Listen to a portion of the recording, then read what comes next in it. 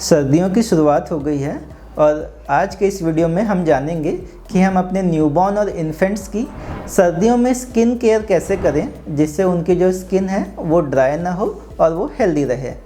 नमस्कार, मेरा नाम डॉक्टर योगेश कुमार अग्रवाल है। मैं पीडियाट्रिशियन हूँ Devi women and child hospital Raipur में। तो सबसे पहले हमको ये समझना होगा कि छोटे बच्चों की जो स्किन है उसमें ऐसा क्या डिफरेंस है कि जिसकी वजह से उनको एक एक्स्ट्रा केयर की ज़रूरत होती है।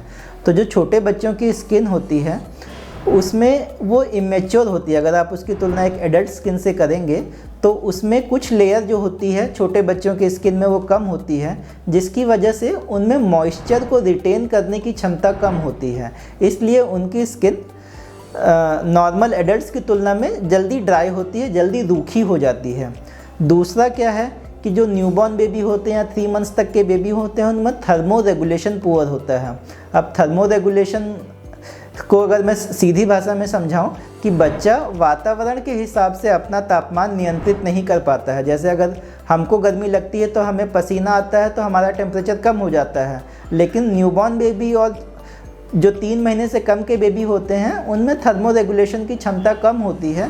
तो इसलिए उनकी स्किन केयर का ध्यान देना भी हमें बहुत ज़्यादा ज़रूरी है। अब विंटर्स में सबसे पहला सवाल ये आता है कि हम कौन से ऑयल का यूज़ करें और कैसे यूज़ करें। तो पेरेंट्स, हम लोग अक्सर ओपीडी में देखते हैं कि जो पेरेंट्स है जनरली मस्टर्ड ऑयल में कुछ गार्लिक डाल के या लौंग डाल के या कपूर डाल के विंटर्स में बच्चे की मसाज करना चाहते हैं ताकि उसका शरीर गर्म रहे। लेकिन जैसे ही वो मसाज चालू करते हैं उनके हफ्ते 10 दिन बाद बच्चे के शरीर में रैश आने लग जाता है। तो ऐसा क्यों होता है? क्योंकि जो भी ये ऑयल है जैसे मस्टर्ड ऑयल या ऑलिव ऑयल, इसमें एक इरिटेंट सब्सटेंस ज़्यादा होते हैं जिससे बच्चे की बॉडी रिएक्ट करती है। तो अगर आपको मसाज करना भी है तो आप कोकोनट ऑयल का यूज़ कर सकते हैं, आलमंड ऑयल का यूज़ कर सकते हैं, या फिर कोई भी बेबी ऑयल जो है उसको अपन यूज़ कर सकते हैं। दूसरा है कि हम बच्चे को कपड़े कैसे पहनाएं और क्लॉथिंग कैसे यूज़ करें। तो बच्चे को हम लोग देखते हैं जैसे ही विंटर्स आता है पेरेंट्स उनको बहुत ज़्यादा कपड़े पहना देते हैं, उसके ऊपर स्वेटर भी पहना देते हैं, उसके ऊपर उसको रैप भी कर देते हैं। तो इतना ज़्यादा बच्चे को ओवर क्लोथिंग करने की ज़रूरत नहीं है। जो एक थंब रूल अपन इसके बारे में अगर बोलें तो हमने जितने भी कपड़े पहने हुए हैं उसके एक लेयर ज़्यादा हमें न्यूबॉर्न बेबी या 3 मंथ्स तक के बेबी को पहनानी है।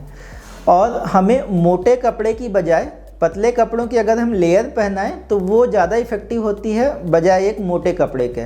तो हमें बहुत ज़्यादा लेयरिंग नहीं करनी, बहुत ज़्यादा रैप करने की ज़रूरत नहीं है।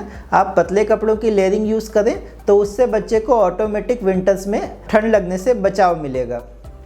तीसरा, हम जब उसको बेदिंग कराएं या नहलाएं तो हम उन्हें कैसे पानी का यूज़ करें। तो बच्चे को जब भी नहलाएंगे हम उसके लिए ल्यूक वार्म वाटर या गुनगुने पानी का ही यूज़ करेंगे। पानी बहुत ज़्यादा गर्म या बहुत ज़्यादा ठंडा नहीं होना चाहिए। और नहलाने की जो फ्रीक्वेंसी है वो आप अपने एरिया में जो भी टेम्परेचर है उसके हिसाब से आप डिसाइड कर सकते हैं।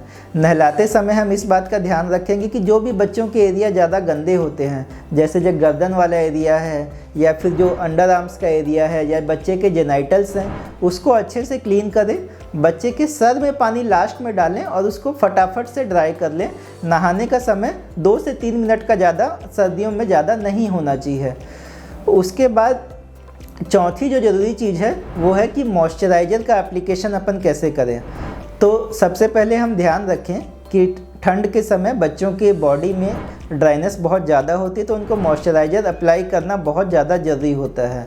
तो मॉइस्चराइज़र जब भी हम सेलेक्ट करें तो उसमें इंश्योर करें कि उसमें फ्रेगरेंस ज़्यादा ना हो, कोई भी वो पैराबिन फ्री रहे, सल्फेट फ्री रहे, और उसमें कुछ ऐसे कंपोनेंट जैसे सिरामाइड है, ऐसे शिया बटर है, इस टाइप के कंपोनेंट्स उसमें रहें ताकि वो बच्चे के स्किन को अच्छे से कोट कर ले और उसके बाद बच्चे की स्किन जो है वो सेफ़ रहे। हमें मॉइस्चराइज़र का एप्लीकेशन कम से कम 2 बार तो करना चाहिए, लेकिन अगर आपके बच्चे की स्किन ड्राई है तो आप उसको जो मॉइस्चराइज़र का एप्लीकेशन है अपन ज़्यादा फ्रिक्वेंट भी कर सकते हैं।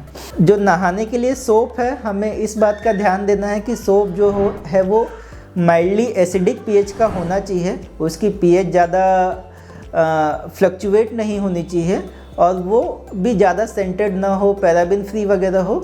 इन सारी चीज़ों का हमें इंश्योर करना चाहिए।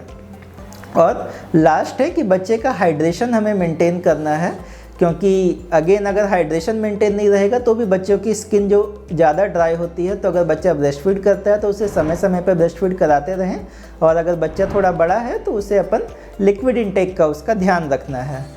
तो आई होप ये सारी टिप्स आपको पसंद आई होगी। ऐसी और टिप्स को फॉलो करने के लिए हमारे चैनल को फॉलो करें। Thank you.